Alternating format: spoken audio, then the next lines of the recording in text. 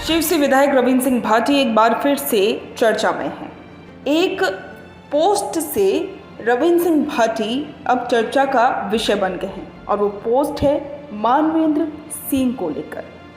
मानवेंद्र सिंह के जन्मदिन पर उन्हें सभी की तरफ से बधाइयां दी जा रही हैं, शुभकामनाएं दी जा रही हैं और सुबह से ही सोशल मीडिया पर जसोल को बधाई देने वालों का तांता लगा हुआ है।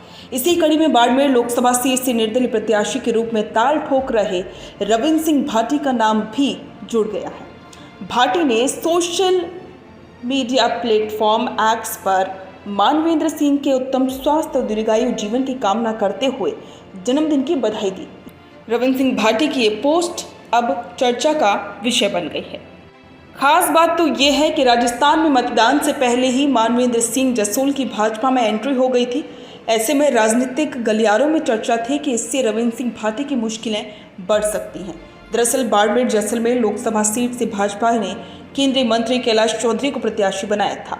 इसके बाद बाड़मेर जैसलमेर लोकसभा सीट से भाजपा के राजपूत प्रत्याशी नहीं उतारे जाने से राजपूत वोटर्स भाजपा से नाराज चल रहे थे। ऐसे में रविंद्र सिंह भाटी की निर्दलीय ताल ठोकने से राजपूत समाज का वोट बैंक उनके साथ जाता नजर आ रहा था।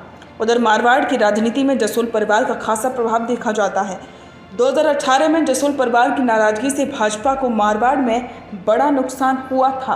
अब ऐसे में राजपूत समाज को साधने के लिए भाजपा ने मानवेंद्र सिंह जसोल की पीएम मोदी की रैली से पहले वापसी करा दी थी। वहीं मानवेंद्र सिंह जसोल की भाजपा में वापसी पर रविंद्र सिंह भाटी ने कहा था कि वो मेरे बड़े भाई हैं, उनका व्यक्तिगत फैसला है। बता दें कि मानवेंद्र सिंह एक राजनीतिक परिवार से हैं। पिता जसवंत सिंह राजस्थान की राजनीति का जाना माना चेहरा थे। मानवेंद्र सिंह ने 1999 में बाड़मेर जैसलमेर से पहला लोकसभा चुनाव लड़ा, लेकिन कांग्रेस के सोनाराम चौधरी से शिकस्त खाई। 2004 के चुनावों में मानवेंद्र सिंह ने वापसी करते हुए सोनाराम चौधरी को बड़े अंतर से हराया। हालांकि 2009 में फिर उन्हें कांग्रेस के हरीश चौधरी के सामने हार का सामना करना पड़ा।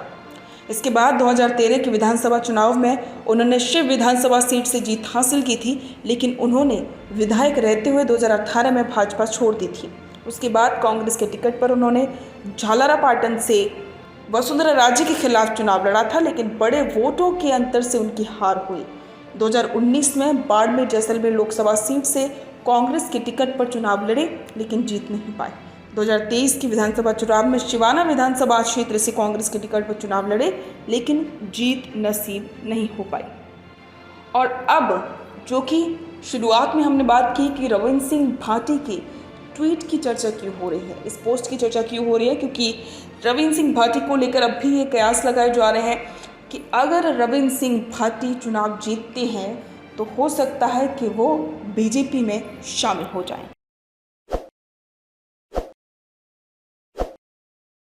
ताज़ा खबरों के लिए विजिट करें द फैक्ट इंडिया की वेबसाइट और डाउनलोड करें द फैक्ट इंडिया ऐप।